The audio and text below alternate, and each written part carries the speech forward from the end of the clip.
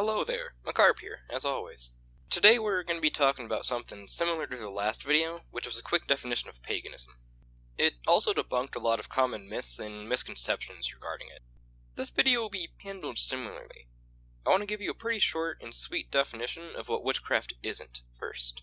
When it comes to the content of my channel, it's always easier to debunk the fallacy straight out, rather than have to explain what things really are, and then do a 180-degree spin and talk about the misconceptions. So, without further ado, let's get straight into it. First of all, a lot of people seem to hear the term witchcraft and think of Harry Potter. Now, I cannot deny J.K. Rowling wrote some amazing books. I'm actually a huge fan of the series myself, and can still remember reading them late at night as a wee elementary kid. But in reality, witchcraft is usually far from what you see in fantasy stories. As a general rule, if it breaks the laws of nature, it won't happen. For example, you aren't going to cast a spell and grow wings or turn into a fairy or become a werewolf, or any other fantasy creature you can think of. It just isn't how magic works, no matter how fortunate or unfortunate it may be. Moving on a little, I want to take a quick aside on the spelling of magic and magic. The spelling difference came about in the early 1900s from a man named Aleister Crowley. He was a practitioner of ceremonial magic.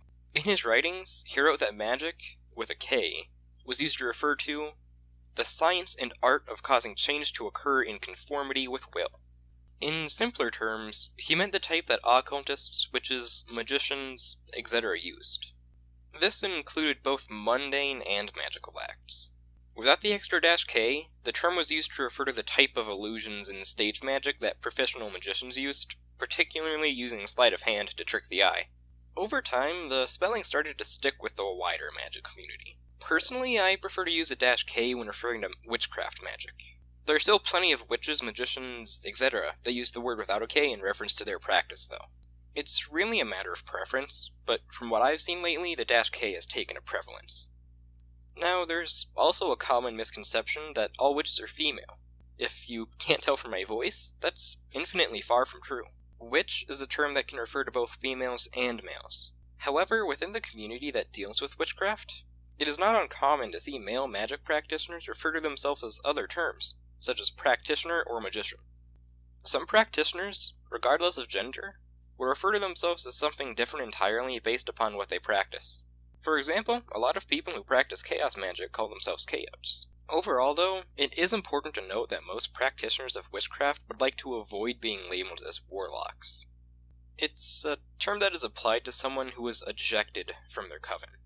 The term comes originally from the Old English warloga, meaning traitor, or literally oath liar. It isn't something many people like to label themselves with, as it's seen as quite offensive.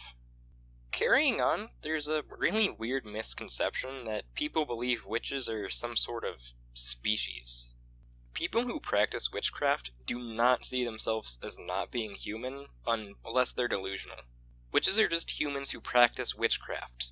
Nothing more, nothing less. It's also worth noting that, like I said in the video on what paganism is, witches don't always dress in black or otherwise creepy or witchy clothing. Put simply, we wear whatever the heck we want. For example, I wear a red sequin dress and a sack over my face 24/7, and I never remove it. In all seriousness, though, a lot of witches will wear clothing that doesn't make them stand out. They look like normal, everyday people. Also, like I said in the paganism video, witchcraft doesn't involve sacrifice in the manner that media presents it as. Hunting and killing livestock, as well as similar humane actions, can be used within the craft as ways to sacrifice, if the practitioner wants to include that in their craft. However, most witches don't even do that. Most of the time, witches don't involve sacrifice in their practice, and I've actually met a few who look down upon it.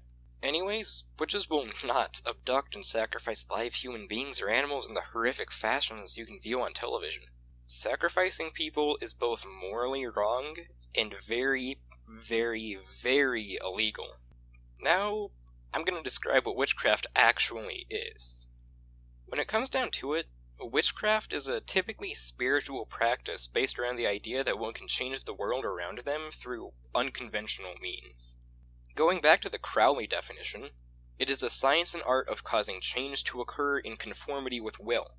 It typically surrounds the idea of using magic to alter circumstances of the practitioner or the circumstances of others. For example, protecting the practitioner from threats. Now, none of this is done through fanciful Harry Potter-esque means. Witches don't carry their wands on their person all the time, well, most of them, and they can't shoot fire or lightning or whatever out of them.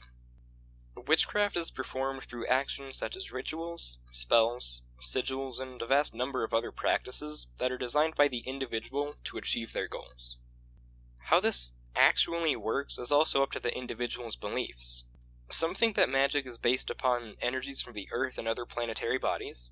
Some believe that it's something within the human form that causes it. Others believe that it's something psychological. Those are only a few beliefs on the matter. There are a lot of ways people see witchcraft and magic, adding on to the fact that it is a very individualized form of spirituality.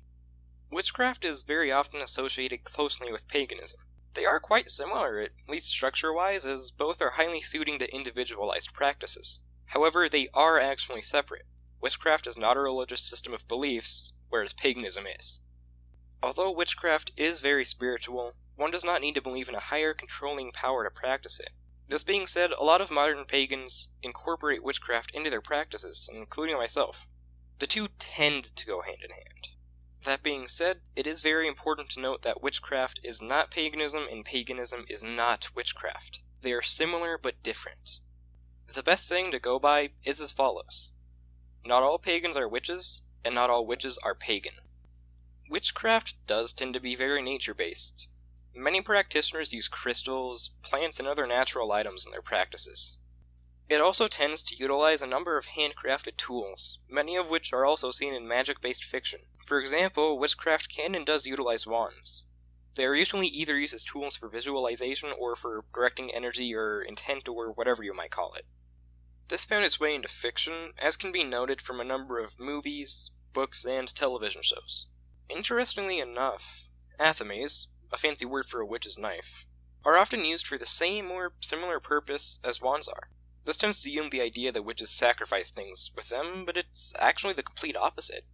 Athames are never used to cut physical objects, and typically are disposed of if they are. Anyhow, though, there's the most basic definition of witchcraft I can muster to bring you, along with plenty of misconceptions surrounding it.